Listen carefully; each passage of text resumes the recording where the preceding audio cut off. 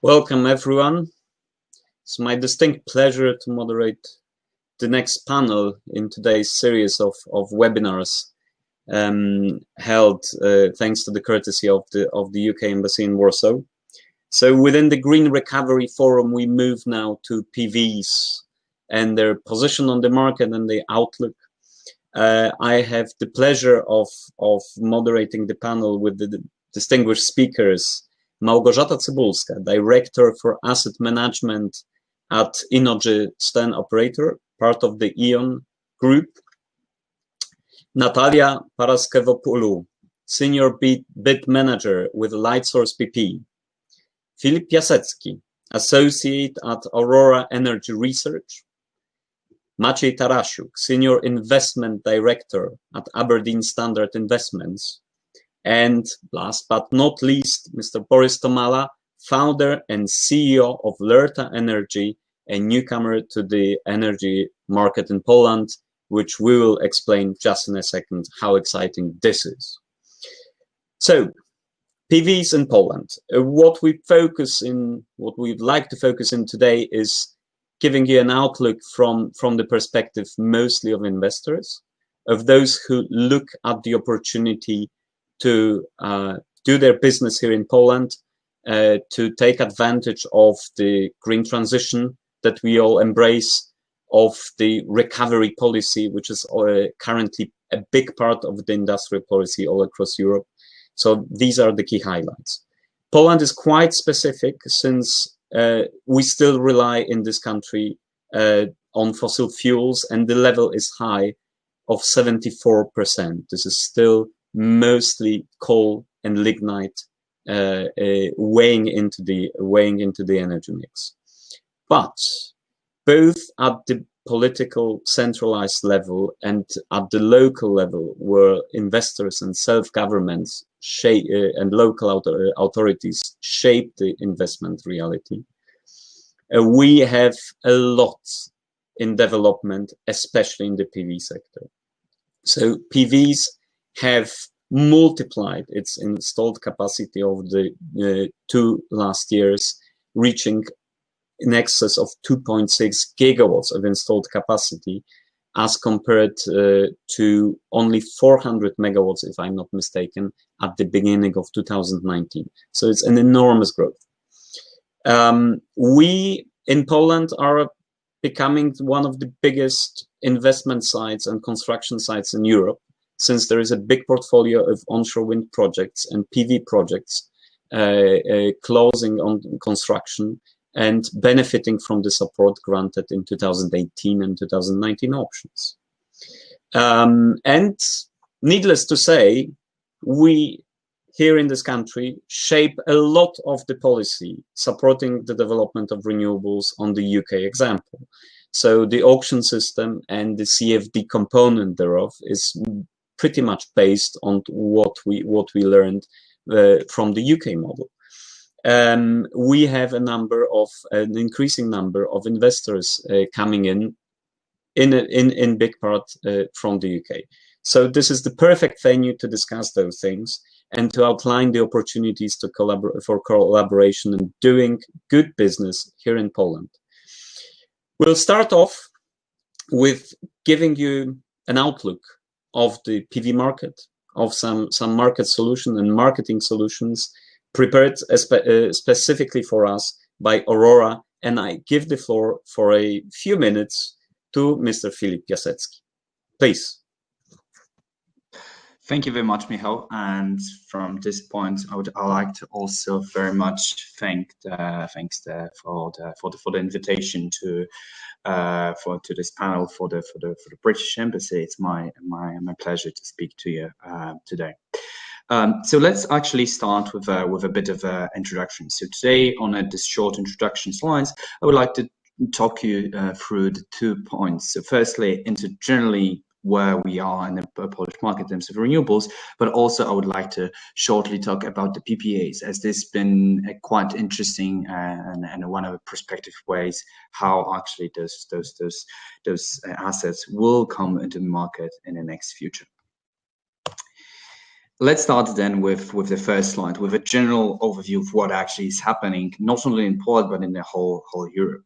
So generally, climate action in the power sector is progressing quite rapidly across Europe. So there's not only there's a national policies which we see that being developed on the country levels, and more countries are implementing coal phase-outs. To name the quite the important example of our neighbor and our closest neighbor, Germany, or also, as you can see on the map on the right side, more and more countries deciding either to phase out the coal or already are in the discussion.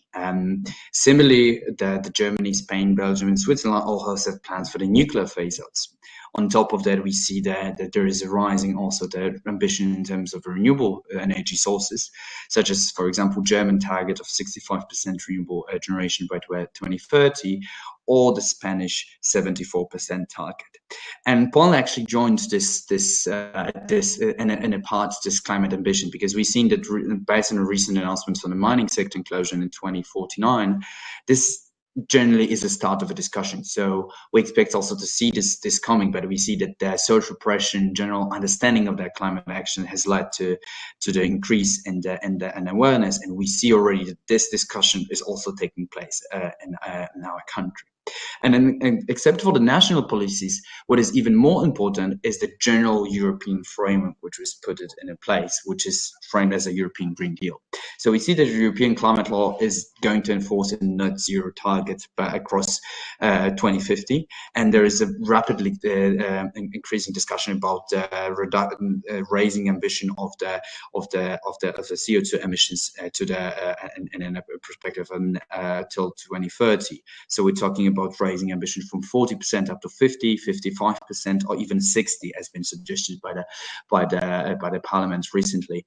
And we see this we see general push, more and more stringent push that was not stopped, even accelerated by the pandemic, to going for the renewables and more stringent climate targets. And this is much of a time actually that before the Poland joins the agreement. We expect that this is going to, right now, is just a negotiation phase, so it will take a bit of a time to adopt it. And one of the points is actually the recent announcement on the mining closure. What it means for the assets. So currently on this slide you can see what it actually means for the power sector across next next decades. And I will focus here on the 2050, but I will also look at a bit more onto the next decade, because this will be also very important. So we see on the bottom on the top slide, development of currently installed capacity. So the most of the capacity which right now remains in the system, which is as Michał mentioned, both coal and lignite generation accounting for around 74% of the system, will have to leave the market and will have to be replaced with something. Actually, up to the horizon of 2050, only a few 8 gigawatts out of 42 currently will be left in the market and will need to be replaced by the new capacities. And we see that much more of the new rest capacities will come to the market and will have to replace the assets that will leave the market. And this is especially also important in the next 10 years, where we see the decline of the quite rapid decline of the coal capacities, that after the introduction of the capacity market will 550 gram rule will leave the market, and generally to that unprofitability will have to be replaced with a different generation. What it means for the investment.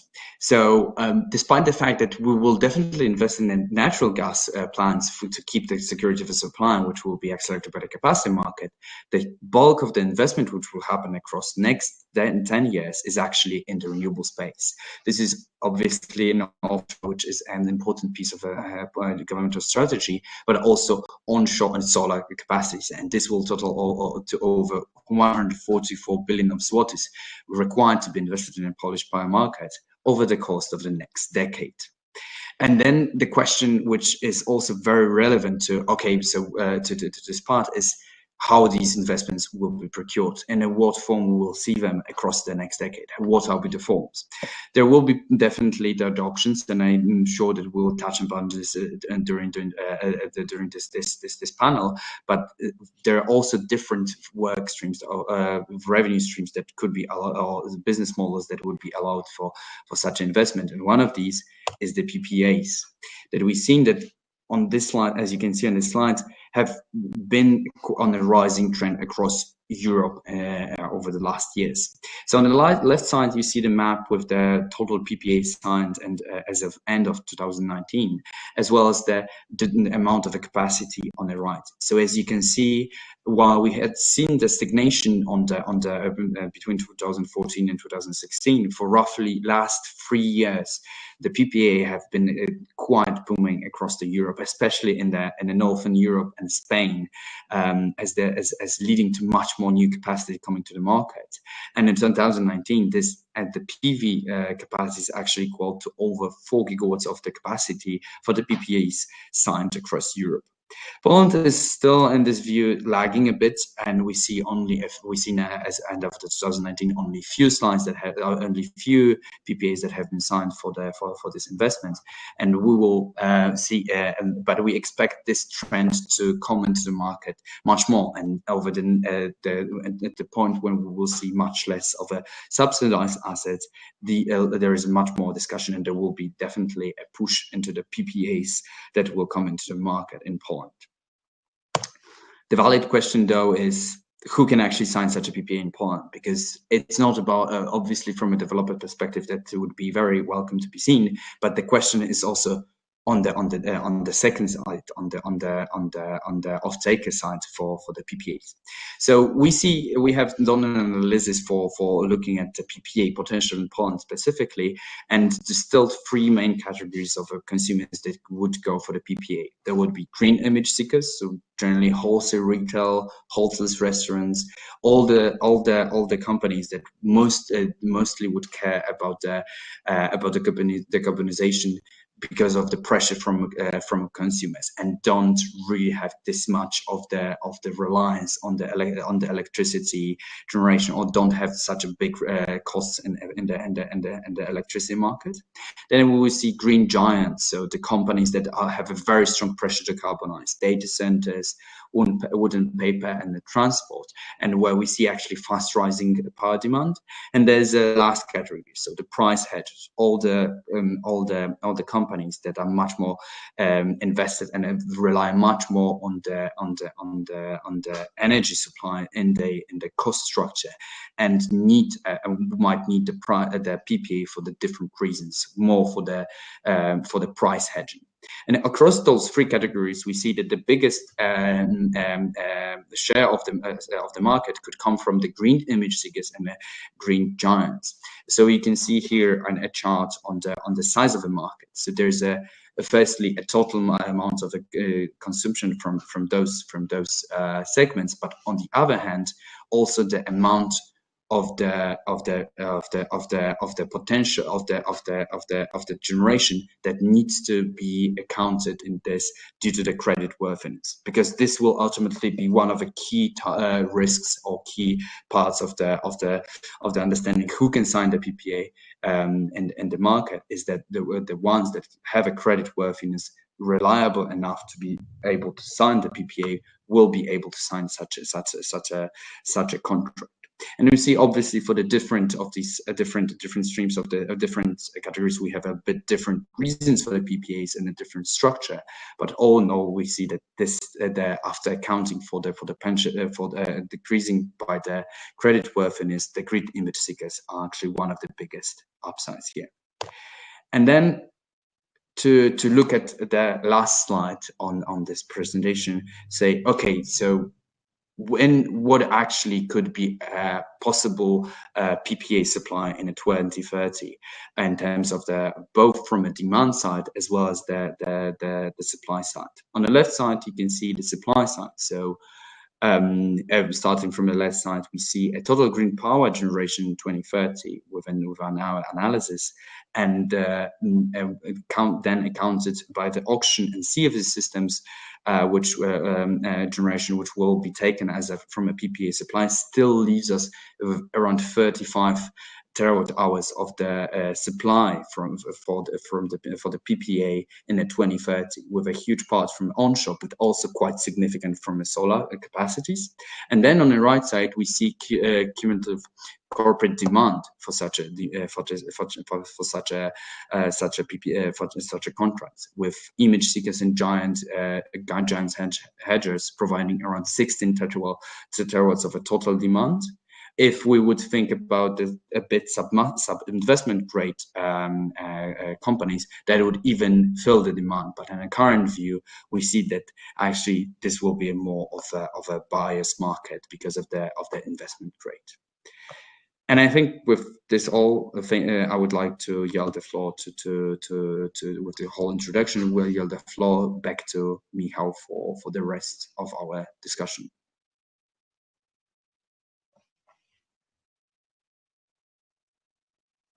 Many thanks. I think back online, recapturing the stage. So thank you very much. This is very interesting, and I'm sure as a follow-up, I would immediately think about breaking down those numbers that you've shown us with supply and demand. I will simply add another part of the picture to it. When any investor comes to the Polish market, I think across Europe, the standard document that is now available for judging what may happen on the market would be the National Energy and Climate Plans, which is an official governmental document, and it shows some appetite of the politicians what to support in the market. And if we look at the Polish plan, we've got 7 gigawatts of PV capacity planned for 2030.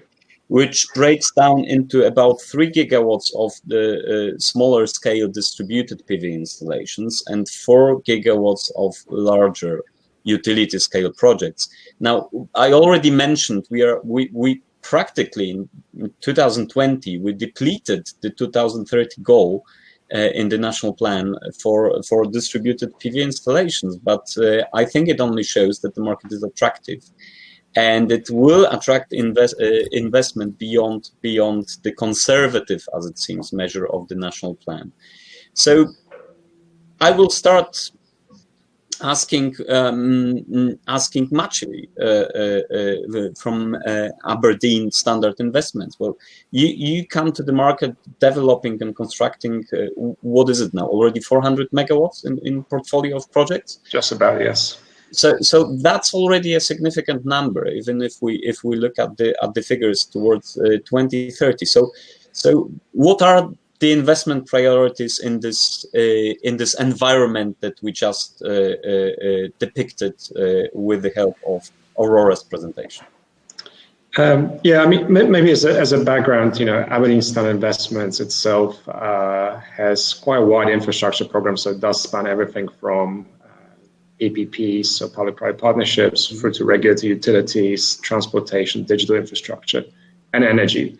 And within the energy space, we've already made investments across Europe, and obviously in Poland in the solar space. We've got hydro investments in the Nordics, as well as industrial ground source energy in Finland. So quite a varied portfolio, but we've actually found the Polish market very attractive already in 2018 when we first started looking at the opportunities in the PV space.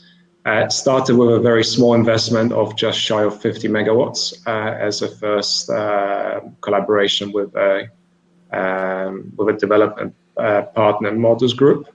But since then, we've successfully executed a rollout strategy where we're now, as you say, Michał, have almost 400 megawatts, both on the kind of installed and operational capacity, but some of that is still being constructed, all within the sub 1 megawatt portfolios, and all benefiting from the CFD regime. I think going forward, as you say, the market has been very dynamic, but we see that market continue to be very dynamic. So, very strong platform that we have established to date. We continue looking how we can leverage that. And that will be across, diversified opportunity set, both within continue the strategy with looking at auctions on the CFD market, but also looking at other opportunities, whether it is on the larger scale, so above 1 megawatts, and whether it's looking for PPAs as well. Today we haven't seen the opportunities there that were transactable, but it is something that we continue having active dialogues with parties and welcome new dialogue as well, to see if we can continue expanding outside of that initial impetus for growth in the market, which was the CFD auctions. So to sum it up, essentially there is still some business challenge in the PPAs, in the PPA funded project, let's say, right? I think it's not a very deep market at the moment. So actually finding the right counterparties, it's not something that comes relatively easily, like maybe in some other jurisdictions.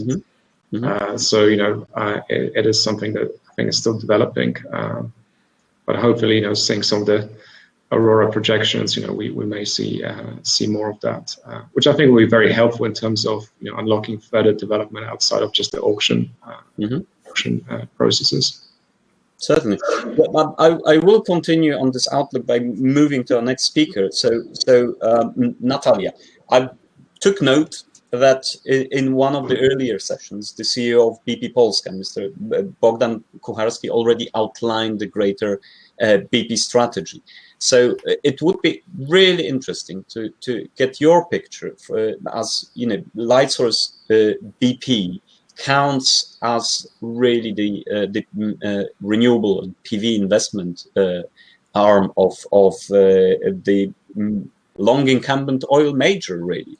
So this is for me this is a fantastic view to listen how really this energy transition transforms perspectives, and how big of an advantage you can take in a market like Poland.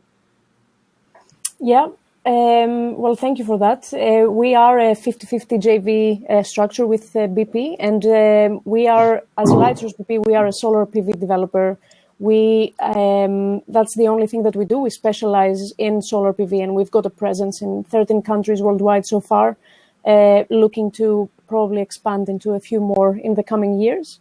And I mean, looking from the outside in Poland, my position is in the international business development team. So what we do is we look at new opportunities in new markets, and having that sort of bird's eye view over Europe and looking at Poland, there are a lot of things that are attractive for a market like this for us. The size is one of them. I mean, you touched initially, and then Filip as well touched on the ambitions for decarbonization and all the European targets. So all these together with the population of the market and the industry size as well, that's a fundamental for high electricity consumption, which means that solar will be needed. The second thing I think for solar very important is this window of opportunity regarding onshore wind development. So the distance law that was included, I think, back in 2016, it has given solar some room to breathe, and it actually will probably make solar competitive in the over 1 megawatt auction baskets in the sort of coming rounds. I understand that this law is probably going to be revoked, and I think that's overall a good thing. But that will still give solar, a few years to be competitive and basically win some share of the market in that side. On the other hand, there is also, on the other fundamentals, like on the financial side, we know that there is ample financing for solar PV deals. Commercial banks are happy to finance transactions of this sort. DFI banks are also the same.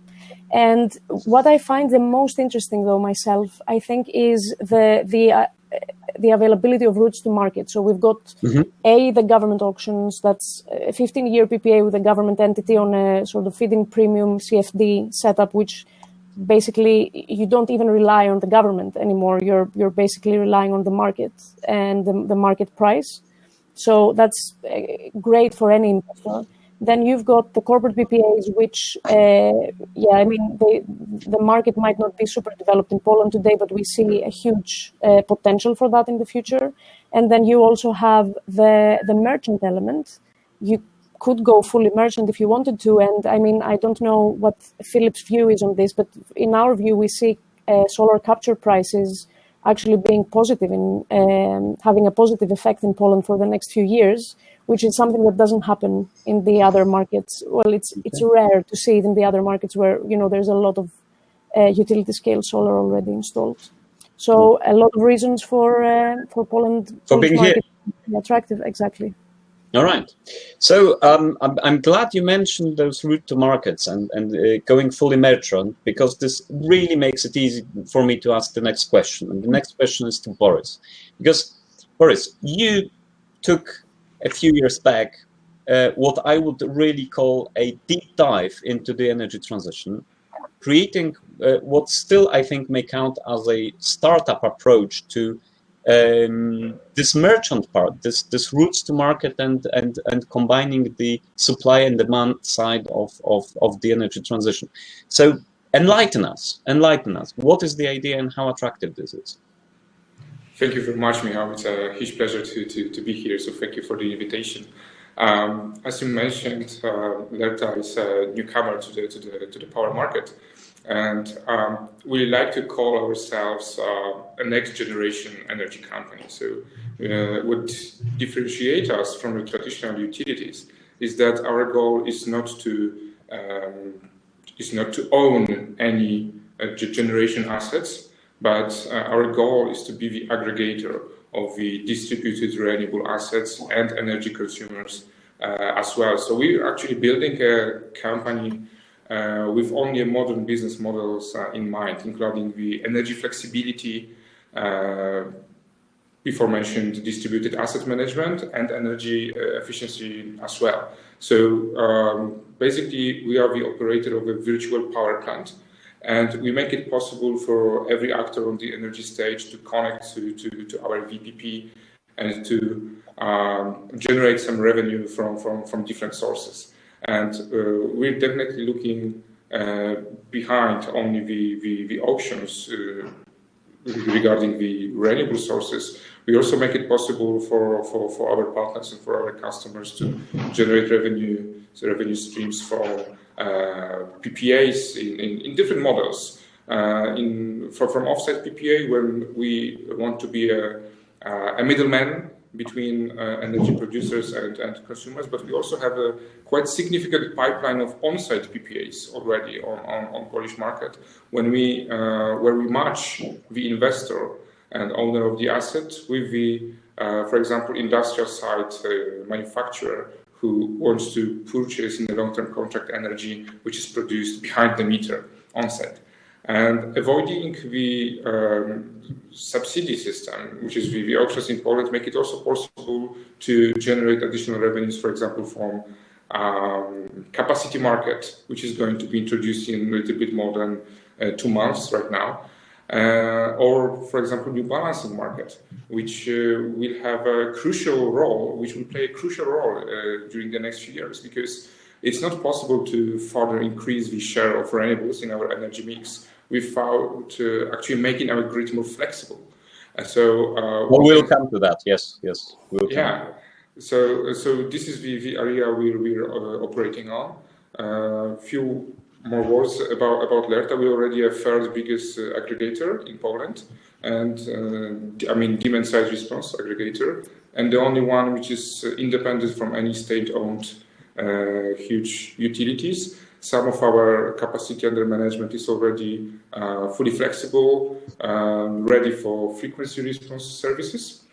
And as I mentioned, a very important part of our business is also energy efficiency. So we're providing energy efficiency solutions to different B2B or B2G customers, including huge corporations like, for example, PG&IG, our newest client. We just won a tender, I think 2 days ago, for implementation of the energy management systems for HQ of the biggest gas company in Poland. Fantastic, congratulations. Thank you. So I hear innovation is there. This brings me immediately to Filip, back to Filip, because I think what Borys tells us, it plays well into the one of the advantages Natalia mentioned earlier. So meaning we have on this market, the market is sizable enough to offer different routes to market and different business models supporting new PV investment.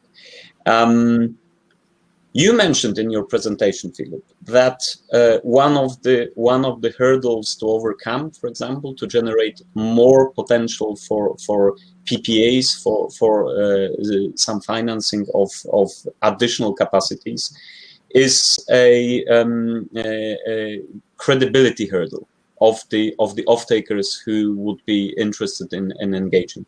Well, what we heard so far, this availability of aggregators, this increased availability now of distributed capacity, very often really small. Well, what does it change in the paradigm of the PV market and in the prospects? How you see it in the, let's say, the next 5 years, the development thereof? So thank you very much. So actually, Natalia, this was a very good point. We always, as you also mentioned, 2 years ago, nobody was thinking about the solar. There was not really much of the capacity stuff. But what actually happened is a sort of the two. Firstly, Poland, I would even claim a bit surprisingly, because of the high carbon as a finance, had experienced quite high prices. Because when we seen CO2 price rising, this created quite high prices, together with a combination with a low penetration of the solar capacity market, created a situation which we see right now. So the premiums in the market, both base load, still remain, and this is just a function of much solar capacities. I need to check if we don't have some troubles hearing you. The voice seems interrupted. I just need to check whether we are clear on the sound, or is it just my side of the problem? So if I can ask support to check whether the connection is clear. Is it? Please continue. Please continue. Yeah, absolutely. So I think it's quite interesting, as Natalia mentioned, low penetration of the renewables in the market, together with the fact that we have a very high, one of the highest prices in Europe, actually created quite a good revenue, or quite an attractive market to be. And this is from a larger scale. Has accelerated the discussion on the PV. And I think this what was also interesting is that the government also seeing this. The stock not only is much more cheaper and sustain itself close to it, also has the benefit of shaving the daily peaks of the generation during the day. And this was reflected, I think, in two ways. From one point, the investors started to be very keen on the larger scale solar and bigger projects. On the other hand, the government, with the successful program of the rooftop solar, has accelerated the rise of the solar, which also with the people who are much more aware of the situation, both with the high prices and with much better. And in the next couple of years, what we actually see is that definitely there is more and more pending.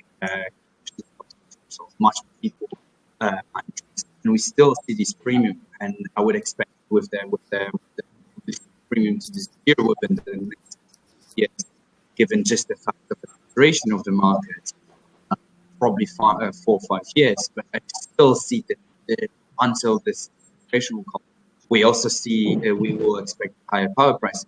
There is still quite a lot of for both the merchant projects. It's attractive from investors.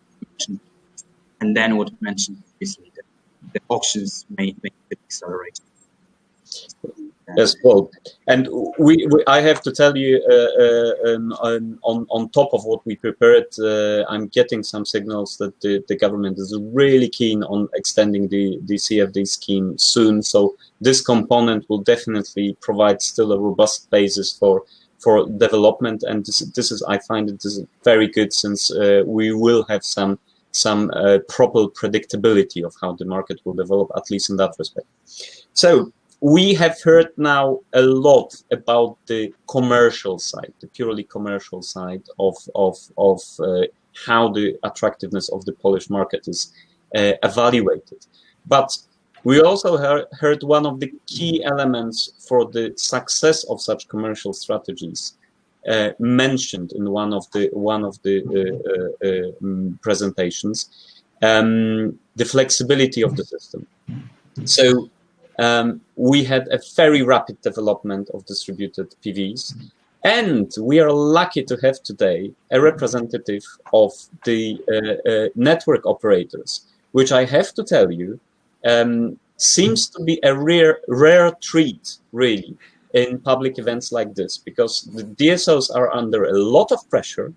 They concentrate a lot on actually making things happen. So we don't see them often in public events. And I'm especially happy to ask now the question to Małgorzata. Well, what is your outlook on from the perspective of the network operator to manage, in a sense, this big appetite that we see from investors and off-takers of electricity?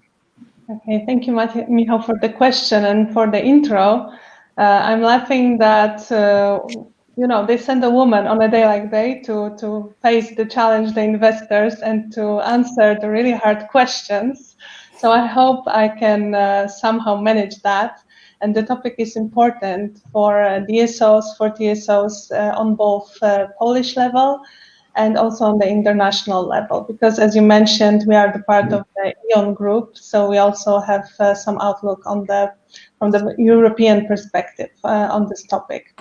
So as it was mentioned before, so I will not repeat, but it's important that PVs are growing exponentially. Yeah, what we have faced in this year was over 100,000 micro installation connections to all DSOs, over 3,000 in Warsaw itself. So it's an exponential growth, over 70% both in number and in capacities when compared to the year 2019. So of course it's a big topic for DSOs, but also a big headache, I would say, for DSOs. Because we have to manage two realities at the same time. So we have to make it possible for the renewables, not only PVs, but the renewables to connect to the distribution grids, and also to manage the distribution for all the users. Yeah, so we have to somehow combine the reliability of the grid with the increasing volatility. That's what we say. And flexibility might be the answer, how to manage that. Yes. So, as you know, we are currently working on some first pilots that could give us some answer on how to manage so many dispersed, uncertain renewables in our grids. But this is I would say, story of the future, because right now our biggest challenge is somehow to develop the technology and also to develop the regulation on how to manage those energy sources. But of course, from the perspective of the whole energy transition, this is a huge topic, and we believe among DSOs and also in E.ON that the grids are the brain of the operation. So we have the saying that in the future we want to analyze the megabytes in order to manage megawatts. Yes, so right. It's all about investment, technologies, modernization of the grid, and finding solution for the management of the future renewable energy sources connected to those grids. We have not rehearsed that, but I cannot stop myself asking if you mention analyzing gigabytes or terabytes to manage megawatts. Well, artificial intelligence, is this part of what you work on? Can you disclose anything? Yes, of course. So our main focus right now is to invest in the grids to make them smarter and more automated. Yes, so because as you know, with so many different parameters, the whole business becomes more and more complex. The direction before, in the past, it was simple. Yeah, you had the power plant, you had the transformer, and the household. Now it's all going like crazy around. I don't have to explain you that. So without artificial intelligence, without analysis of the data in the real time, connected to the analysis, for example, of the prices on the market, we have also a project like this in E.ON that we would like to implement, or to also to give to our customers the possibility to analyze the data in the real time and to manage whether it makes sense to produce more energy in renewables or whether somehow reduce. Thank you. I see in the background Borys nodding vigorously. Borys, we will get to that because I see this plays well into the business picture that you have in mind. So, closing off this part and going to the second round of questions. Well, there is certainly a lot of understanding that we need to manage many challenges.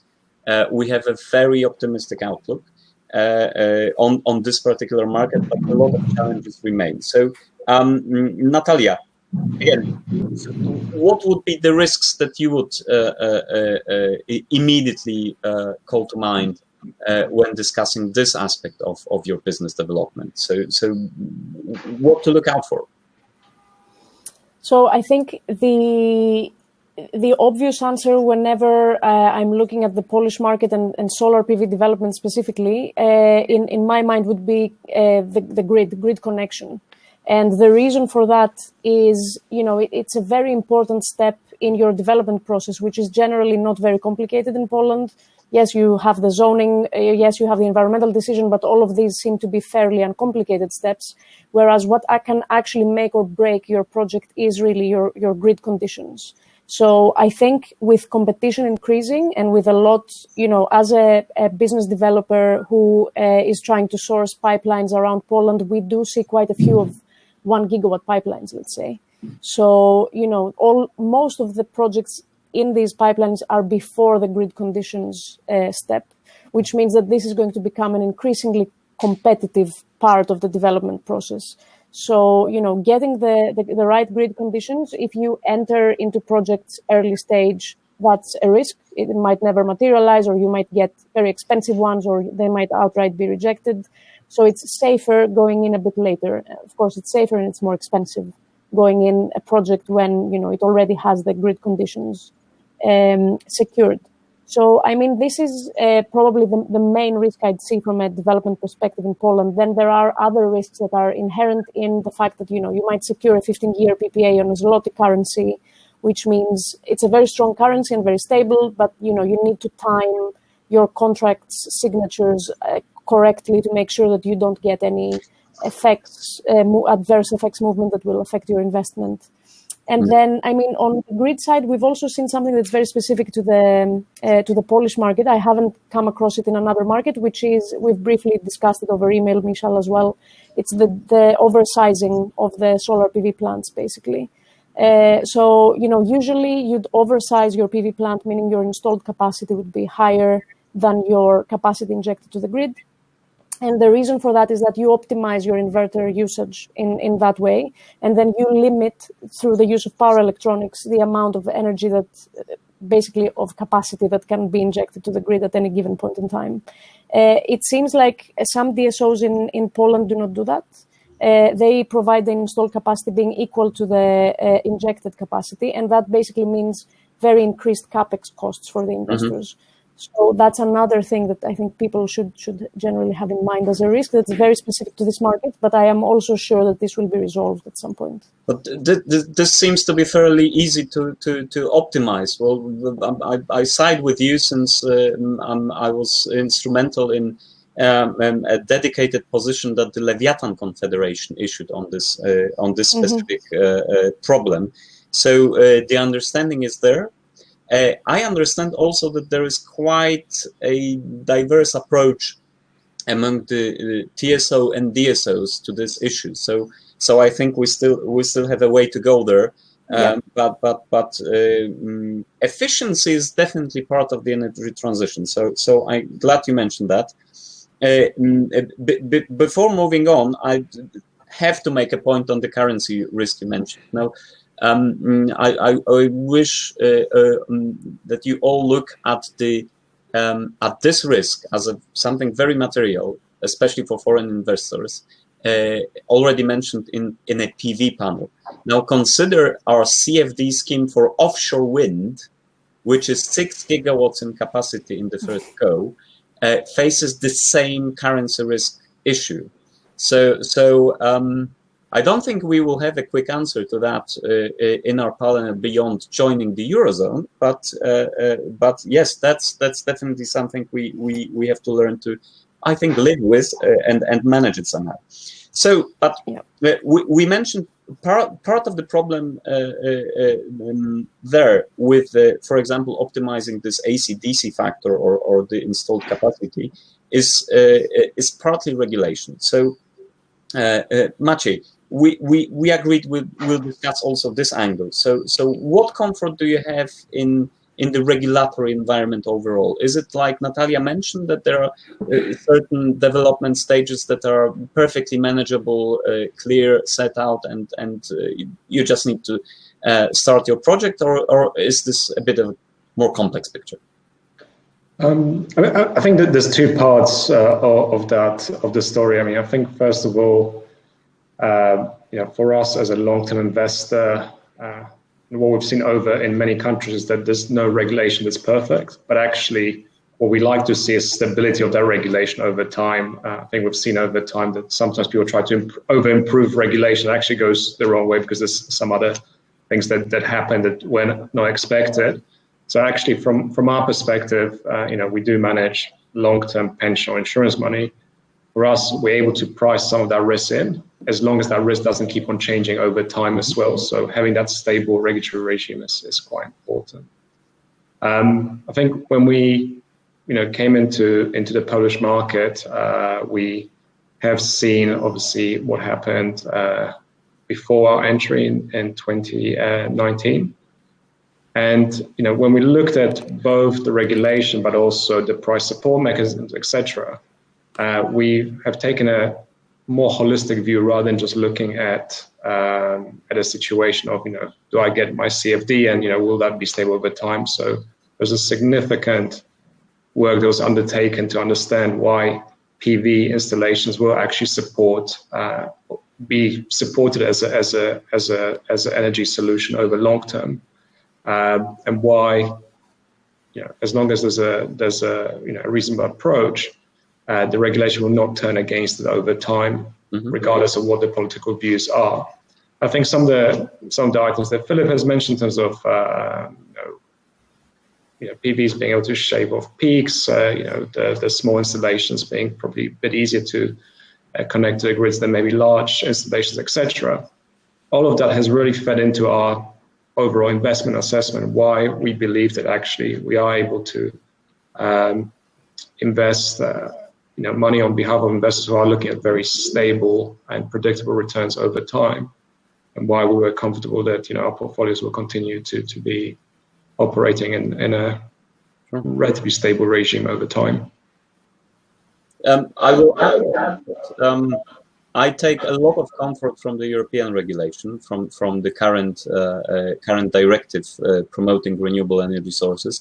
Since we at Dentons were, I think, quite lucky to engage with this specific long-term stability issue fairly early on in collaboration with EBRD.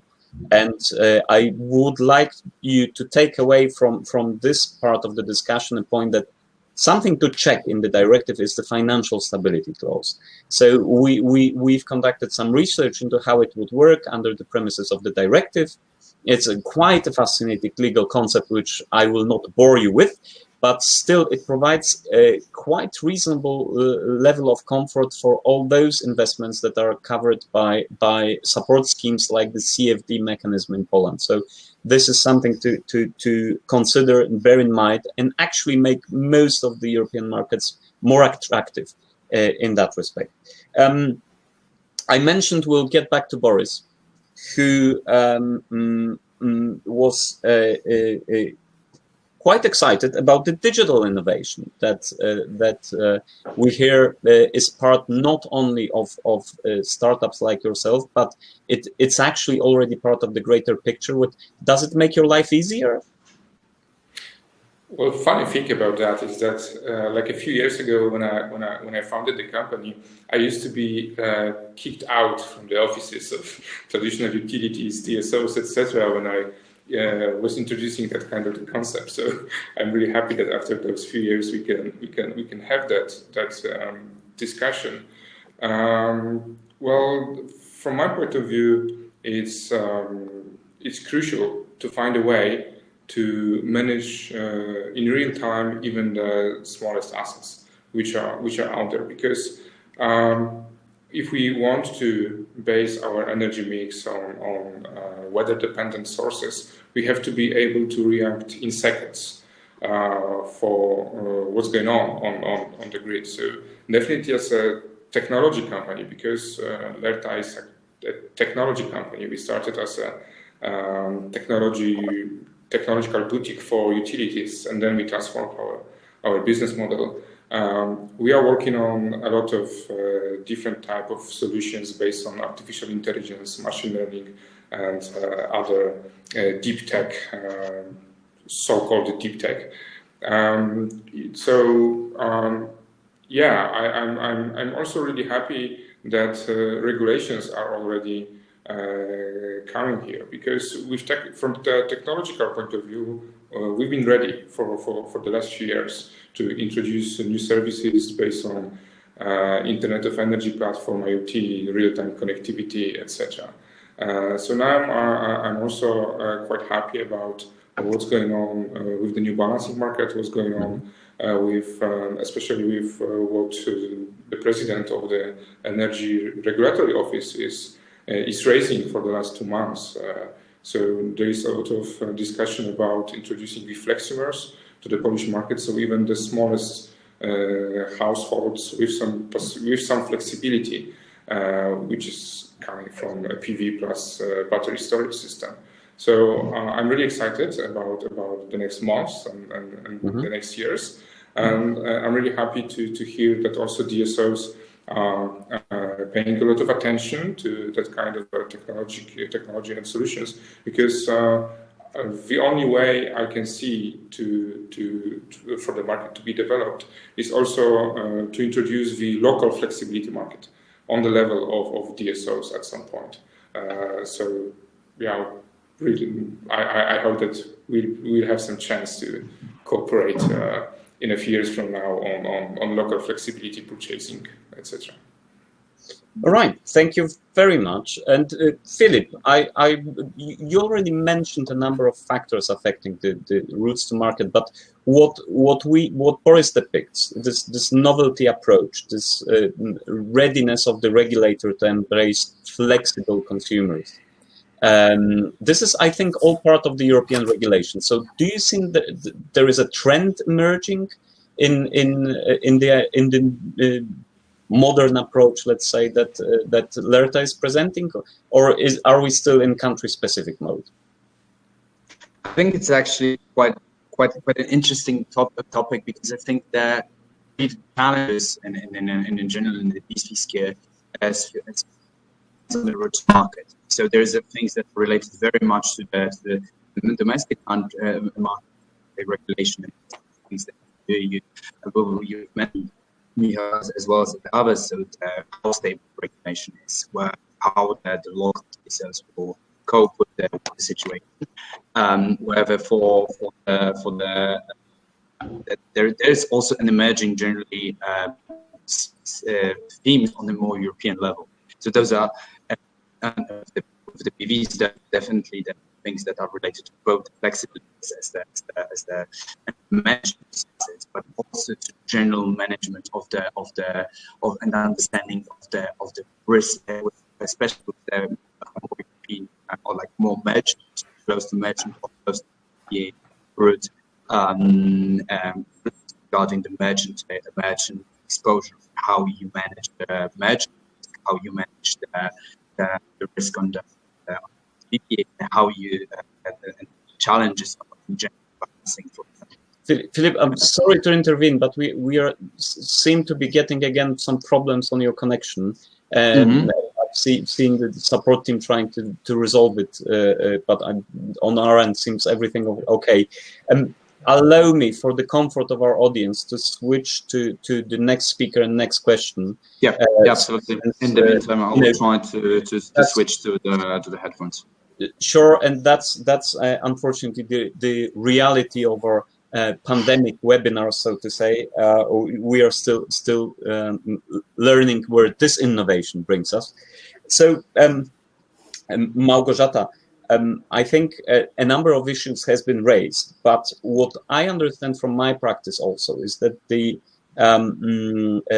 while the network operators really face a lot of challenges, there is also some novel approach to how grid connection applications are handled on different levels of connection. So meaning that, for example, you already include some revised approach to how different network operating conditions are calculated. Just to give an example, the sum of wind and PV should not really add up to give the cumulated capacity that the network needs to handle, because very rarely would wind and PV operate at the same time with full capacity. So I deem it already some part of the response of the operators, and also making those limitations that go with grid expansion and with delayed, for example, availability of full capacities manageable. So how do you manage those challenges, and what are the key ones that you think will dominate the discussion on grid connections over the next years?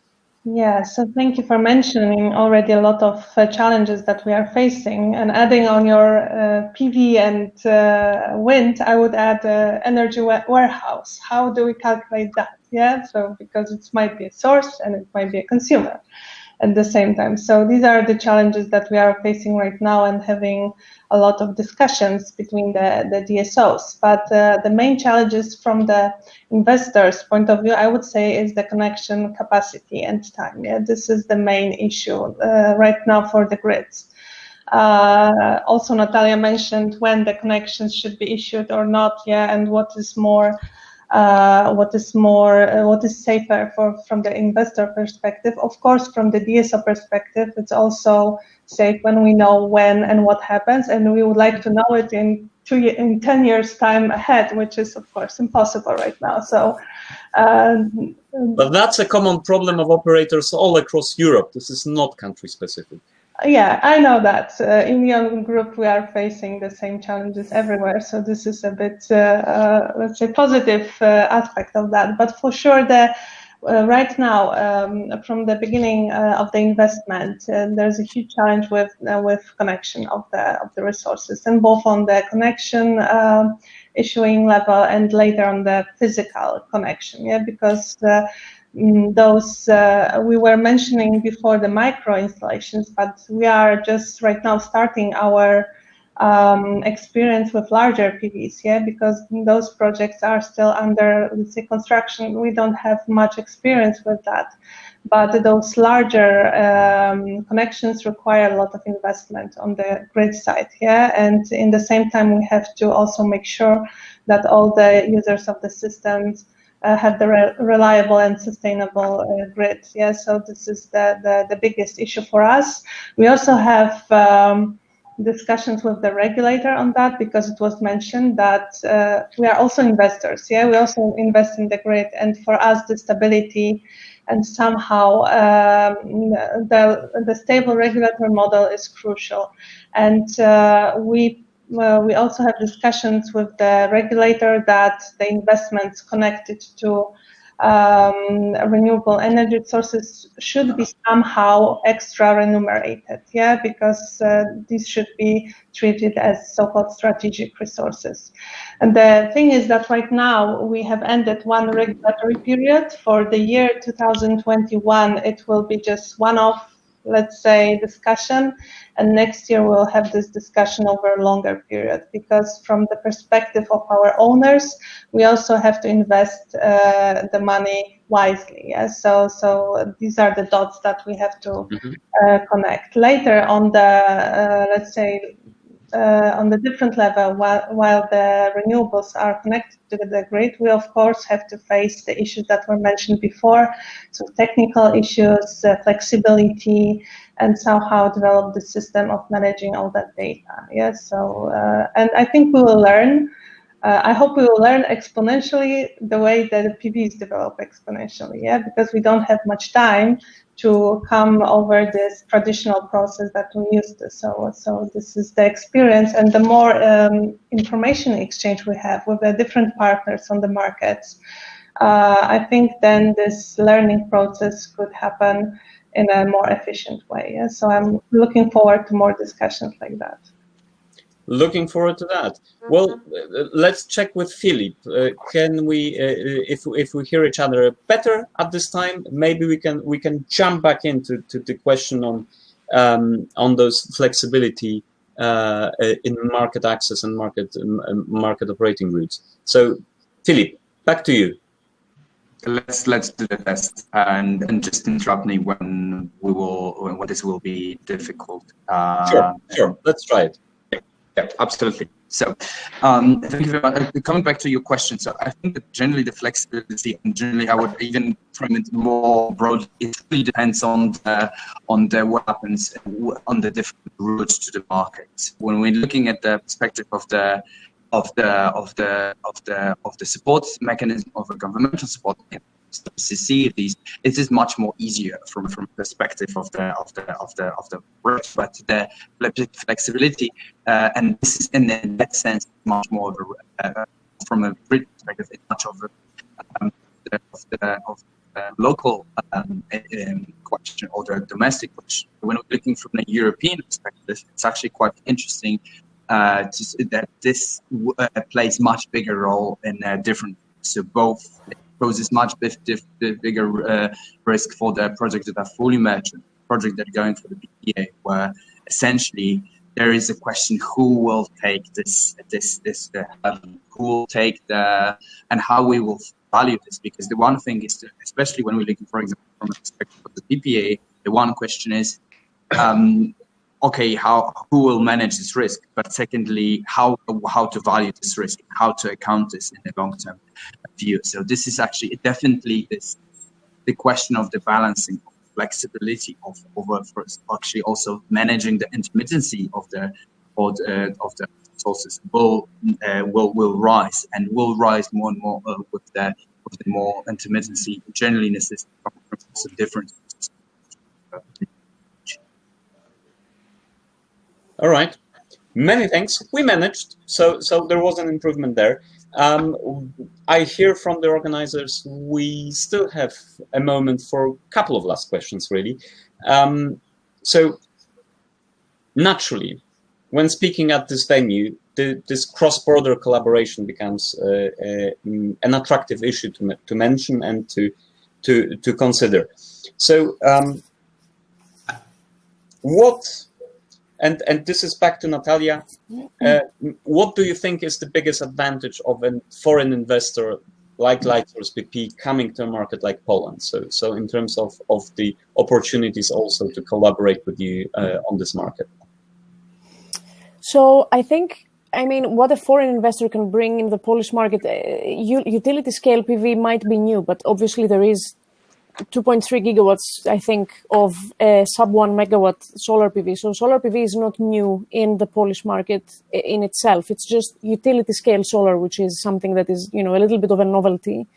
And I think what Lightsource and companies like Lightsource and foreign investors would actually be able to do is they'd be able to accelerate the development of those utility scale solar installations.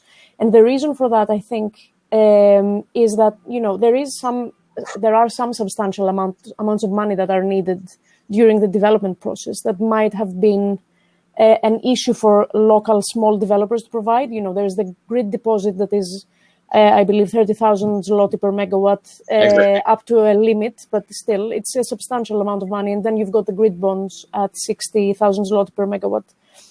So what Lightsource BP could do and would be looking to do is to take people who are already active in the market and basically give them the funds and the support so that they can accelerate the development of solar PV. And so that's a win-win, right? They would be able to develop some projects for sure by themselves, but with additional capital and additional expertise, they would be able to basically do more. So I think that's definitely one of the opportunities that we see in the Polish market. And then on the other hand, we would also, you know,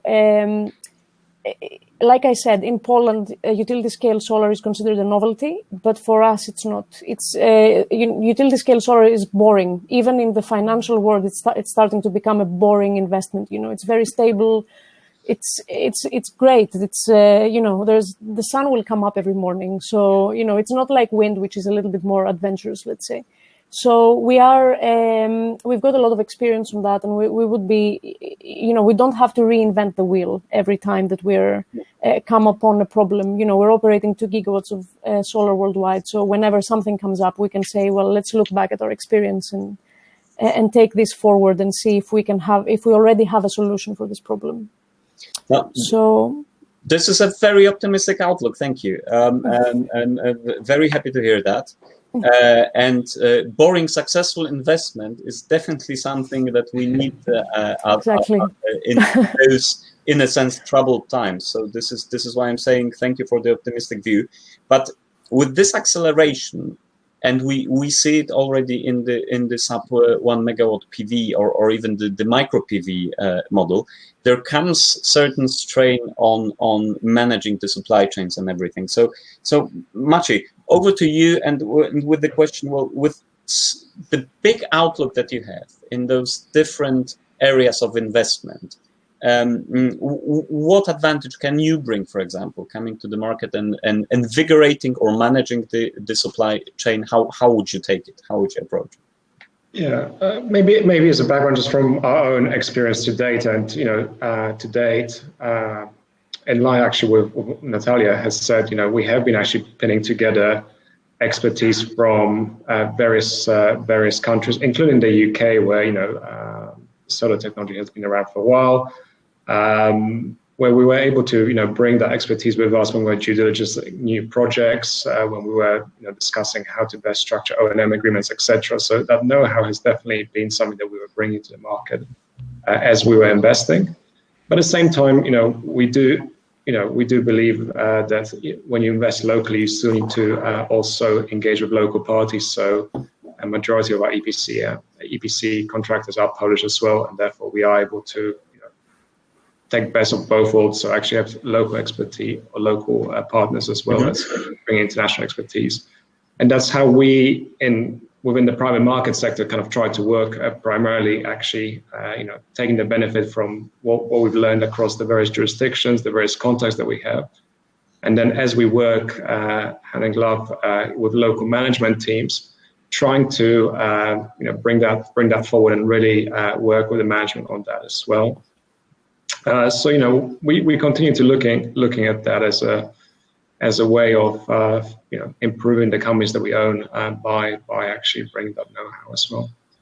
So I think from this perspective, the Polish market offers a lot of potential of optimizing this. I think there is definitely more that can be learned, and I think, as that Natalia has mentioned as well, you know, at the moment the Polish market has been primarily focused on 1 megawatt or sub 1 megawatt opportunities. I think industrial scale, we have started having some conversations. Actually, a lot of them are coming with people who had a UK experience previously as well. So hopefully that know-how will translate, and you know, we'll see more developments in that side as well. All right. Thank you very much. Looking at the clock, I see that we are making good time, but we are already approaching the end of our panel. I thank you all for the very interesting and lively discussion. With webinars, it is always difficult to judge the response of the audience, but I think we made really a very good effort in entertaining you for this just over an hour. What I noted for myself is that we will learn many things exponentially. Even if these are those boring investments that Natalia mentioned, this is still a novelty, and Natalia wishes us wishes to accelerate the development of those boring investments, which means we will learn exponentially. We have a lot of potential with the fully merchant leg of the renewable development. This is still something to explore. There is a component to manage the risk, and I'm happy we had Lerta here to paint for us the picture that it is manageable, and it is manageable also with the help of local ingenuity and resources. So wrapping up with this, I think we had a fantastic discussion with a good outlook, something that we need to really embrace this energy transition. Thank you very much for your contributions, and thank you to our audience for bearing with us. And I do hope this learning curve for you is really successful in the future. Thank you so much for joining us today. Thank you very much. Thank you very much.